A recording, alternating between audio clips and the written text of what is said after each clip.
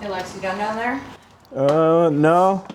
Can you, about time, tell me what the heck you did on this thing? Oh, I'm glad you asked. So this is my 2003 Toyota 4Runner. Doesn't look like one. That's because it's a 2015 Tacoma front end on it. You guys want to know more details? Yeah. So let's start off with the cosmetics. We can see Tacoma front end.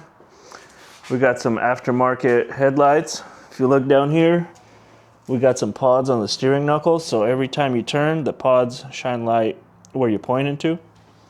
Up top, I have a custom roof rack. I incorporated LED bars, so we have perfect lighting when we're at the mall. Let's get to the engine.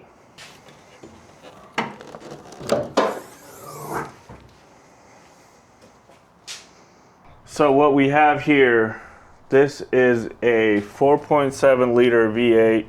Interesting thing is about the fourth generations of 4Runner, this is the only generation that came with a V8 from factory. And that is why I went with this specific model with the V8. Let's dig into the engine bay a little bit more. As we could see for the braking system, we removed the ABS module. I was not sure if the ABS system would be able to handle 1 tons. So to replace that, I went with a Toyota Tundra brake booster from a 2008 and up, an adapter plate, and then a Ram 2500 master cylinder. I wanted to make sure that we'd be able to brake on a dime. So we can see here, we have these shock towers, a cross brace. I have my Vo switch system here. Allows me to control all the buttons from the inside. Make our way here.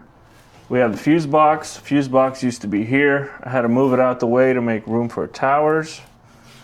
I am running a oil catch can just in case. Moving up to the radiator, this is an aftermarket radiator. I wanted to make sure that the V8 stays nice and cool when we're on the Rubicon.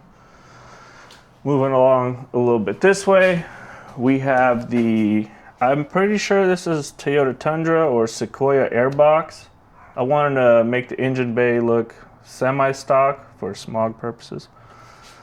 We have our PSC power steering reservoir here and the battery here.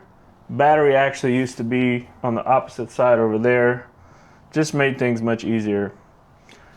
That's basically it for the engine bay. Let's close her up, show you the rest of the car. Let's pan over to the front suspension. So as you can see here, we removed all the IFS garbage.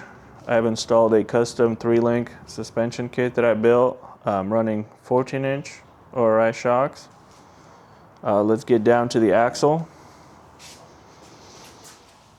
So what we see here, this is a 2005 and up Dana 60 from a Ford F250, 350 Super Duty. I got a few goodies on here. So I have busted knuckle ball joint deletes up front. I have 1550 chromoly axle shafts. Somewhere in there you could see a hydro assist ram. This helps me turn these big old tires. So these are 40-inch Nittos. Rims are 17-inch Visions. This is nothing special. I built it for 40s. I wish I went 42s or 43s, but I already cut the body and I welded everything up. So to go to those numbers, I'd have to redo all my work, and I don't like redoing work. So now that we're done talking about suspension, let's get into the steering. So for the steering, I am running a Land Cruiser FJ80 steering box in the front. This has the pitman that swings in the front. This allows me to move the axle forward as much as I could. That did create another problem though. The steering links got in the way of the oil filter housing. So to remedy that, I relocated my oil filter onto the shock tower. which also helps with easy oil changes. So let's make our way back a little bit. These are the rock sliders that I built. They're nothing special, DOM, as I don't know, it's kind of hard to tell, but there is quite a few dents in there. They protect the body very well, and they do their job. So the rig is a little bit long for this garage, so I will have to back this car in to get the rest of the car.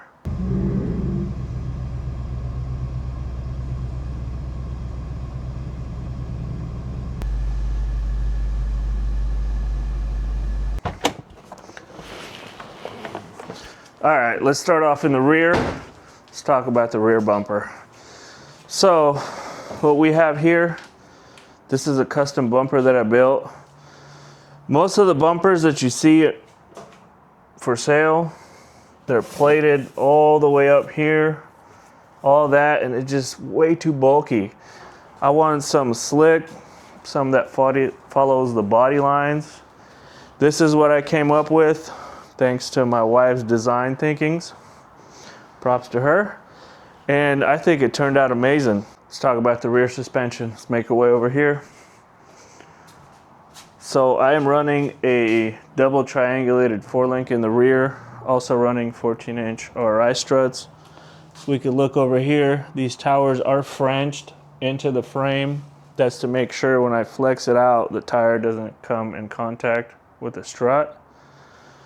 Let's make our way back to the axle. So this is a Sterling 10.5-inch rear axle from a Ford F-250. I have a factory e-locker in there. So Ford has held up real good. Been through a lot of trails. In order to make the 4-link fit, I had to move the factory tank. If we make our way down here we have this skid plate. Right above it is a 25-gallon fuel cell that I built. It's pretty heavy, it weighs about 25 gallons. For the lower links, I'm running 2.5-inch 70-75 aluminum lower links.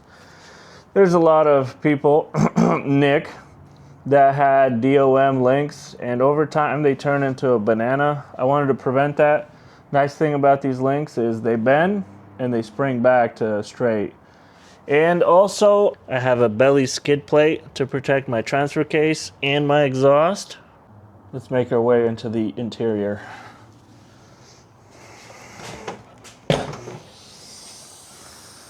So as you can see here, we have these shock towers sticking out. I made some enclosures so that the weather doesn't get inside.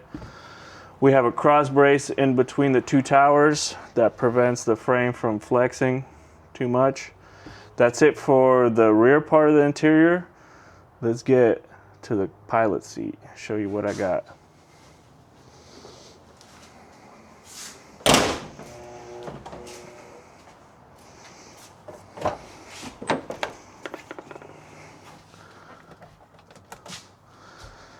So we take a look inside. As you can see, there's multiple shifters there. I am running a Northwest Fab doubler, and then behind that is a FJ Cruiser transfer case. That allows me to have dual cases. I'm able to crawl at a nice speed. So also on the inside, I told you guys I have switch panels. Let's take a look.